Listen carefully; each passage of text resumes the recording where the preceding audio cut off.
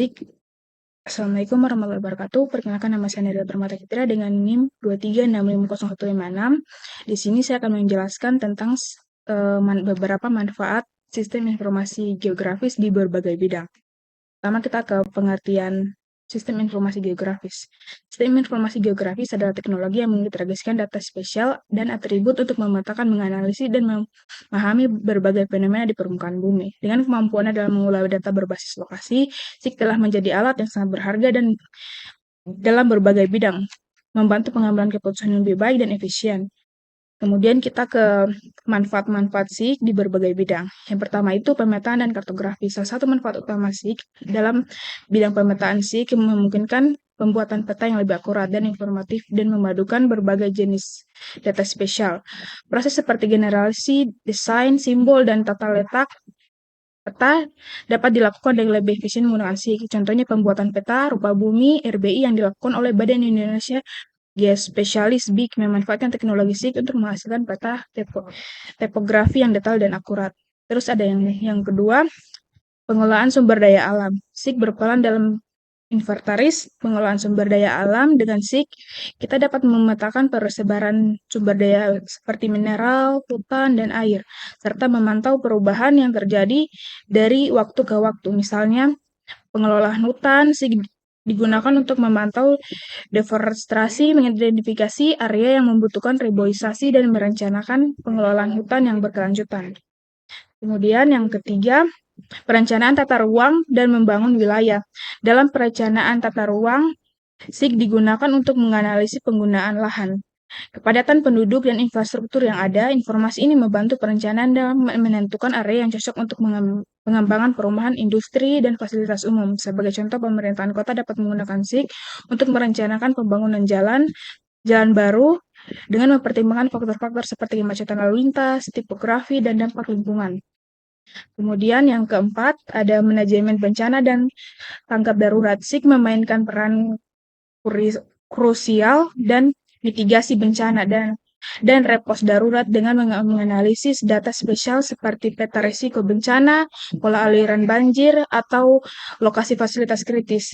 SIG membantu dalam perencanaan penanggulangan bencana, pengambilan keputusan dalam situasi darurat, dan pemulihan pasca bencana. Misalnya, saat terjadi banjir, SIG dapat digunakan untuk menentukan area yang terdampak, merencanakan rute evakuasi, dan menempatkan posko bantuan dengan optimal. Yang kelima ada transportasi dan logistik. Dalam bidang transportasi ini, SIG digunakan untuk perencanaan rute, manajemen armada, dan analisis jaringan transportasi. Perusahaan logistik memanfaatkan SIG untuk menentukan rute pengiriman yang paling efisien, memantau posisi kendaraan secara real time, dan menganalisis data sesuai lintas untuk menghindari kemacetan. Kemudian yang keenam, ada kesehatan masyarakat. SIG juga bermanfaat dalam bidang kesehatan masyarakat, terutama pemantauan dan pengendalian penyakit.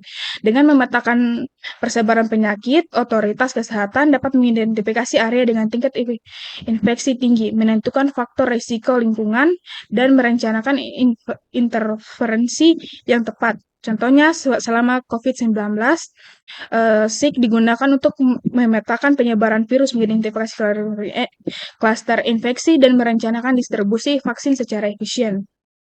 Kemudian, yang ketujuh, pertanian dan perkebunan. Dalam sektor pertanian, SIG digunakan untuk memantau kondisi lahan, mengelola irigasi, dan merencanakan rotasi tanaman. Petani dapat menggunakan SIG untuk memetakan kesuburan tanah, memantau kelembapan, dan mengidentifikasi area yang membutuhkan penumpukan atau perairan tambahan. Hal ini membantu meningkatkan produktivitas dan efisien dalam pengelolaan pertanian.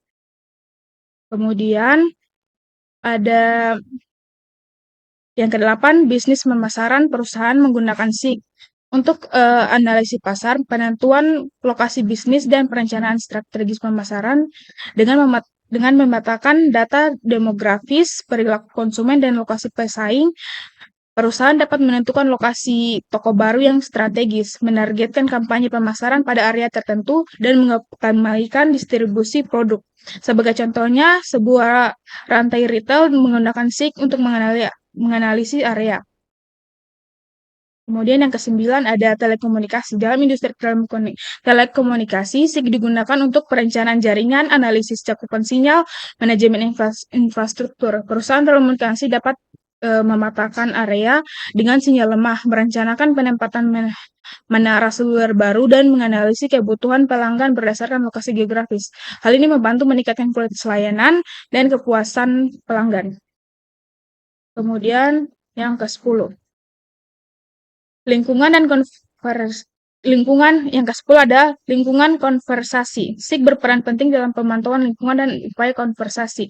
Dengan memetakan habitat satwa liar, area hutan, dan sumber daya air, SIG membantu dalam perencanaan konversasi, pemantauan perubahan lingkungan, dan identifikasi area yang memerlukan perlindungan khusus. Sebagai contoh, organisasi konversasi menggunakan SIG untuk memantau pergerakan hewan liar, mengidentifikasi ancaman dan terhadap ekosistem, dan merancang strategi perlindungan habitat.